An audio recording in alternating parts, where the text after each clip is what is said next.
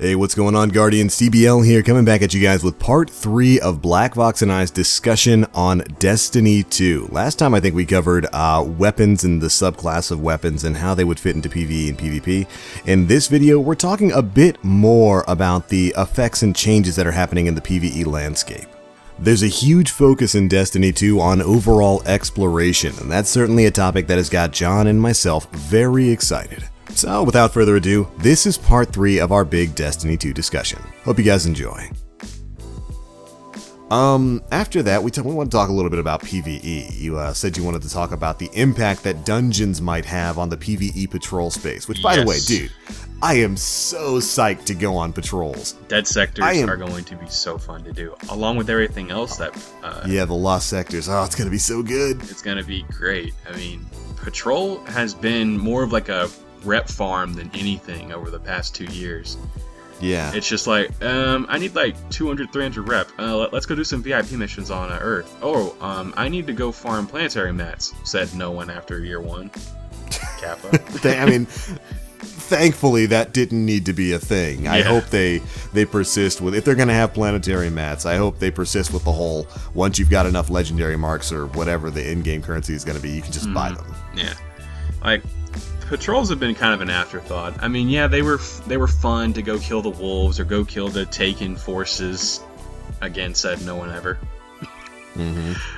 Taken smell is not fun to fight against. But they've just been that medium of, alright, I need a couple things of rep, or I need to go do some stuff on the Plaguelands to get like a artifact or something. Patrols haven't really been a main staple since probably year 1, as far as I need to go do stuff. I need rep, I need this, I need that. It's mostly, I'm close to a Vanguard package, let me go do that real quick. Instead of going into a strike playlist and having that take a few, like 30 minutes, I can just go grind it out in like 10. But now we actually have a reason to play it. We have these things called lost sectors or dead sectors or something. I forget what they were called, but they lost sectors, I think. Okay, well, they are called... or they are dungeons that are playable, and dungeons and more MMO style stuff and dungeons. Dungeons in Destiny. This pleases me. Yeah, you know, when they announced that there's going to be like random dungeons that you can find out in patrol spaces, one, I'm hoping they're like randomly generated. Oh yeah. There's nothing to really lead us to believe that that's going to be the case, but I'd really like to imagine that's going to be the case. But that's really cool, and I mean they've already revamped the public patrol space with the streamlined patrol system where you don't have to like jump in and out of orbit to go to different world spaces. It's going to be much more focused on exploration. You've just got a big map that you go and you fill out yourself rather than just heading, okay, yeah, we've got a map. We've got a map. We got a map. It's not. Hopefully, it's not just going to be like, okay, spawn in this zone, move to that zone, move to that zone, and a big circle. We can pick a space to spawn in. Yeah, I think they said that. I think they said you could pick wherever you want to spawn in, and then it's just going to be focused on exploration, going around wherever you want to go, which made me super duper happy. And the fact that you can just find these hidden dungeons all over the place that are going to lead to hopefully dungeon-specific loot.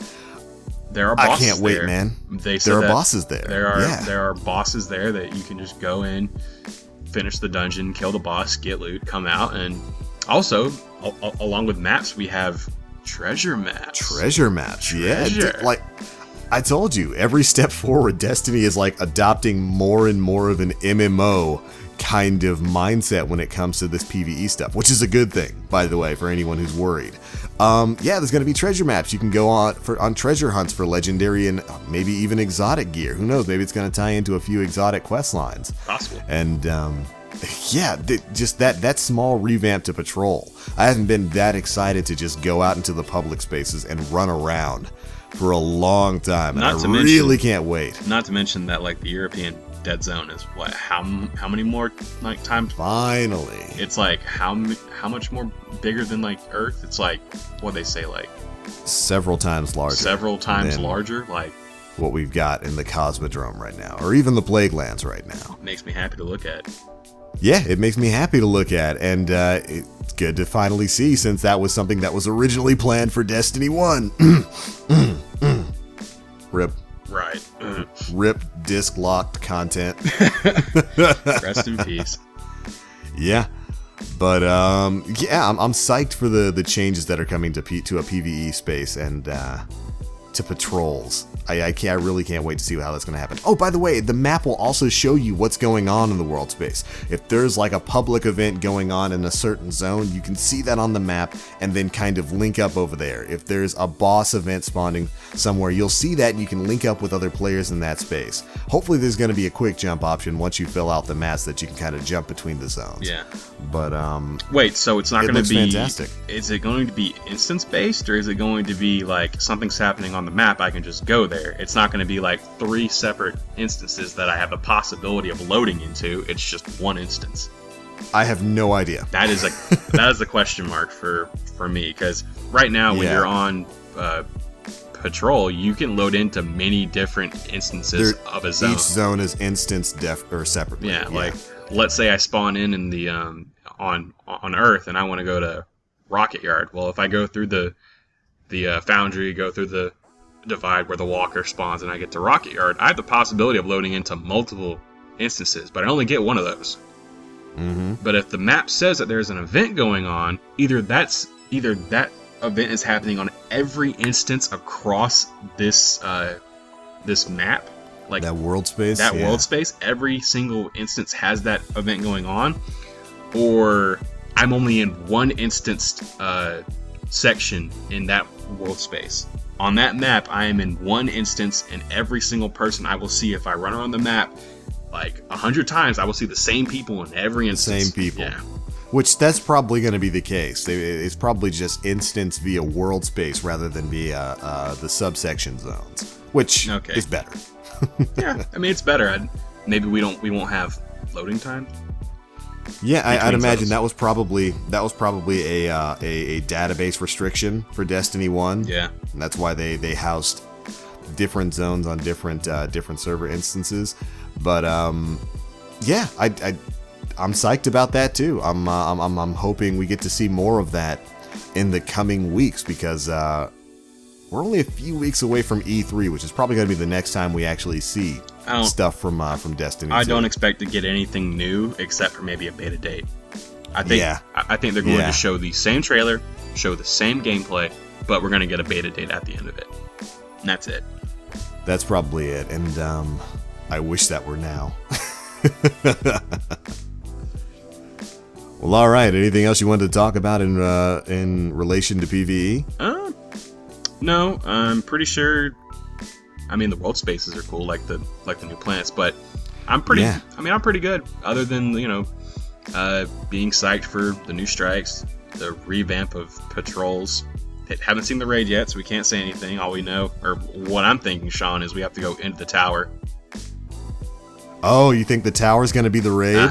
Yeah. That'd be, because if they set up command there, that'd be freaking cool. So you're like literally fighting to take back the tower. Yep.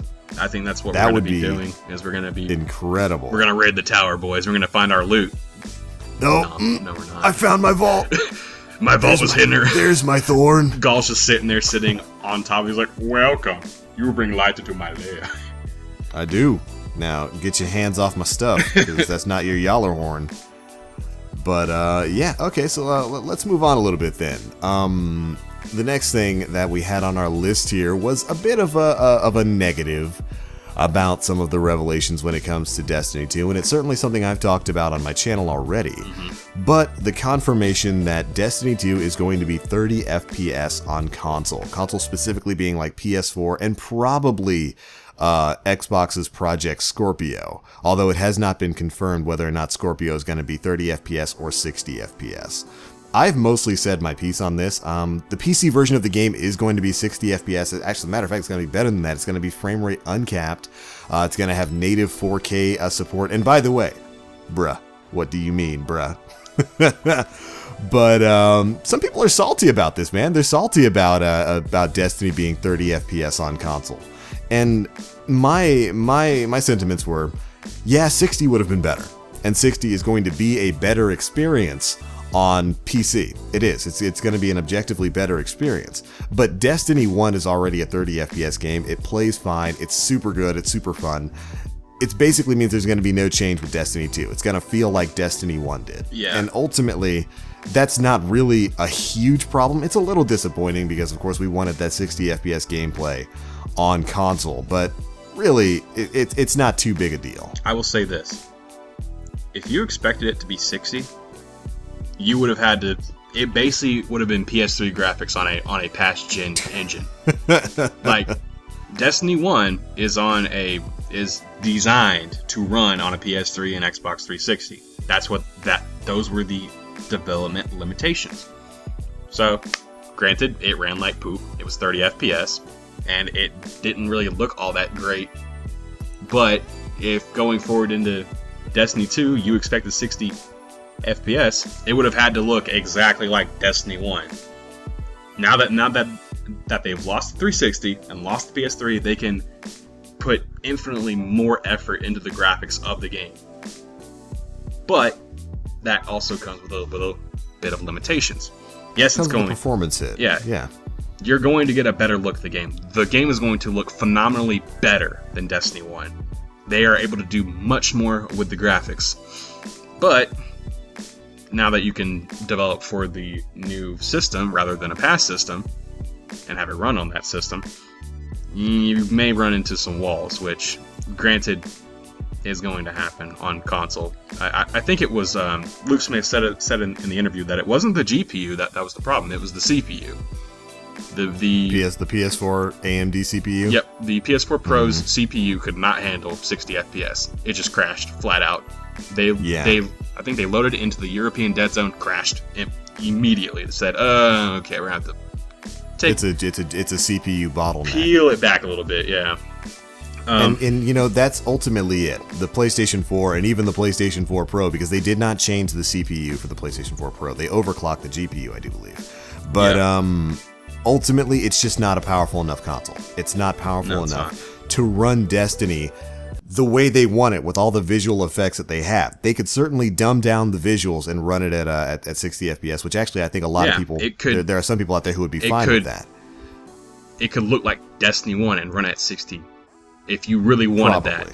But do you really want it to look like Destiny 1? Do you want it to look like that old smudgy motion blur piece of baby poop? Well, some people do. Some people are willing to sacrifice visual fidelity for a better gameplay experience.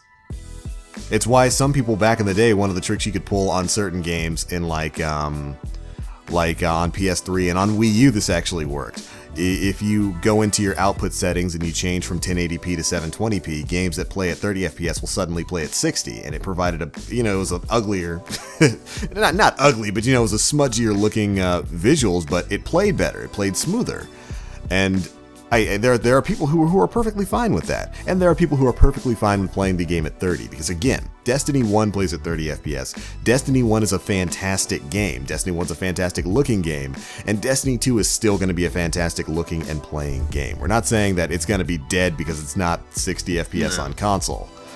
But it's just that dichotomy between PS4 and PC, and even with Project Scorpio, because I'd imagine, based on the specs that the Scorpio is touting that have been confirmed, Scorpio should theoretically be able to handle Destiny 2 at 60. Should easily be able to run it at 60. It should be able to run it at 60 FPS, but I get the feeling it's probably going to be locked to 30. It is. Because they want to keep that parity between Microsoft and between the PS4 and the Xbox One, which kind of sucks for Xbox One players. Yeah. I'd be very surprised if they came out later, although they haven't confirmed. It's important to say this. They have not confirmed whether or not Project Scorpio is going to play the game at 30 FPS or 60 FPS. Also, we don't even have a release date for the Scorpio. I mean, we're probably going to see it. Yeah, we don't know when it's coming out. I mean, we're going to see it at E3 on that Sunday, right? Oh, no doubt. We're going to see it, and they're going to be like... That's probably why they reserved that Sunday slot. Yeah, they're going to be like, okay, they're just going to toss their Scorpio at Sony and said, smell it.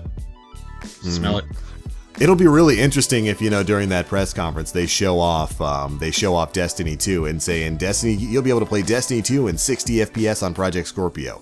If that happens, that's going to be a major blow to Sony. Sony's going to get a lot of questions. That would be a major blow. Like, can your console do this? No, we can't.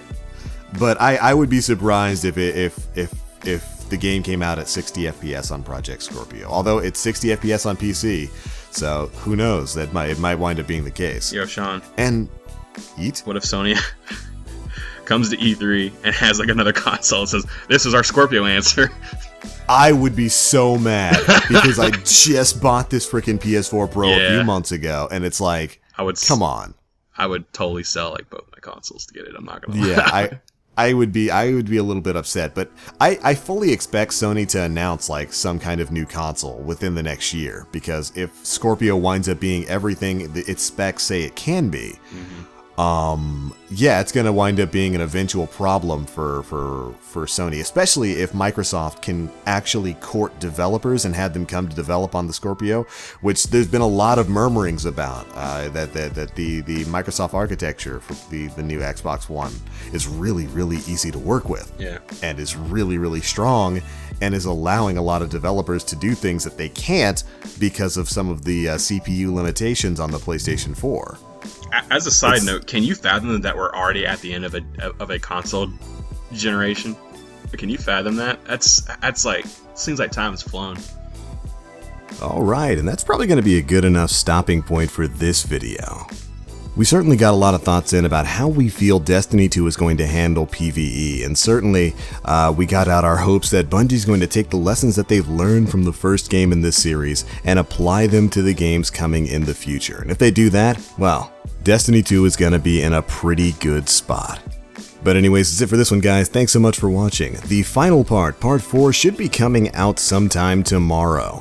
So of course, be sure to stay tuned for that, and make sure you let us know down in the comment section below what you guys think of all these changes and everything we discussed in this video. You guys have really been hitting it up with some good conversation in the comments for these videos.